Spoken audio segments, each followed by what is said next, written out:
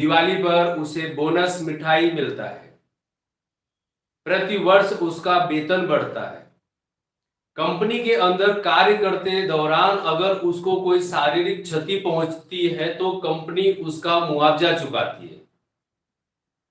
वह व्यक्ति जब रिटायर होता है तो उसे कुछ पीएफ मतलब प्रोविडेंट फंड मिलता है, पैसे मिलते हैं, उसके परिवार के दवाइयों के लिए वह खर्चा उठाती है। ये सारी सुविधाएं संगठित क्षेत्र में देखने को मिलती है। असंगठित की अगर हम बात करें तो असंगठित क्षेत्र मतलब फुटकर मजदूरी, छूटक मजदूरी, जैसे कि सब्जी वाला भाई है, पानी पूरी वाला भाई है, किराने वाला भाई है, अन्य कोई ऐसे काम है जिनके द्वारा लोग जुड़े हैं और उन्हें कोई भी काम नहीं मतलब कुछ भी छुट्टी नहीं, ऐसी जगह वो नौकरी करने जाता है। जितने घंटे काम करेगा उतने घंटे का वेतन मिलेगा, जितने दिन काम करेगा उतने दिन का वेतन मिलेगा। कोई दिवाली पे बोनस नहीं, कोई मिठाई नहीं, कोई छुट्टी नहीं, रिटायर होने पे कोई प्रोविडेंट फंड नहीं, पीएफ नहीं, पैसा नहीं, कोई दवाई नहीं। ये सारी चीजें हैं। ये जो संगठित, तो चलो हमने देखा, तो सरकार ने असंगठित क्षेत्र के लिए ये जन धन योजना में मौद्रिक समावेशीकरण करने की सोची और उनके बारे में बताने की कोशिश की। 9 मई 2015 से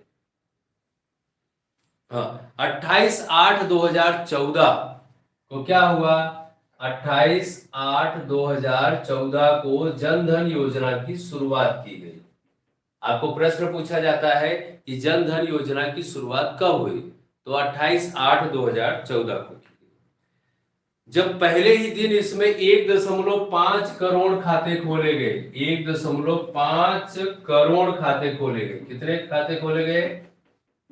5 करोड़ खाते खोले गए। 28 जनवरी तक इसमें 12.58 हो गया। ठीक है। सर गाला का कौन सा पेपर है? पेपर सेक्शन सी चल रहा है, आप ध्यान से जुड़े रहें, सुनते रहें। कहां से प्रश्न आया है वो मत पूछिए, लेकिन प्रश्न बोर्ड के अंदर आएगा इसकी गारंटी है, आप उस पर ध्यान दें। ठीक है। तो उसके बाद 12.58 हो गई। 8 जनवरी तक जो प्रश्न है 12.58 करोड़ के यहाँ पर खाते खोल दिए गए। उसके बाद जिसमें जो जमा रकम की गई राशि जो है वह 10,590 करोड़ रुपया यहाँ पर जमा किया गया। और सरकार ने लोगों को ऐसा वादा भी किया कि हम तुम्हारे खाते में रुपया डालेंगे, डाला भी।